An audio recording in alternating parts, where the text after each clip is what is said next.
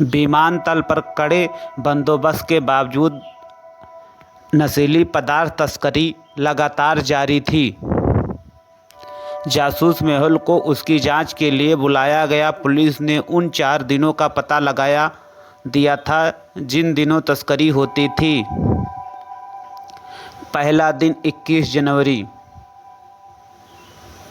दूसरा दिन 23 अप्रैल, तीसरा दिन 24 जून, चौथा दिन 23 अगस्त। इन 4 दिनों के फोटोज देखने के बाद क्या आप बता सकते हैं तस्करी नशीली पदार्थ को कैसे ले जाया जाता था और इसमें से कौन है? तो चलिए फटाफट बताइए ABCD। चलिए नहीं जानते तो हम आपको बताते हैं। ABCD। सी, जानकारी से अगस्त तक गर्भवती महिला एक सामान दिख रही है। वह मादक पदार्थ को अपने पेट में छिपाकर तस्करी कर रही थी।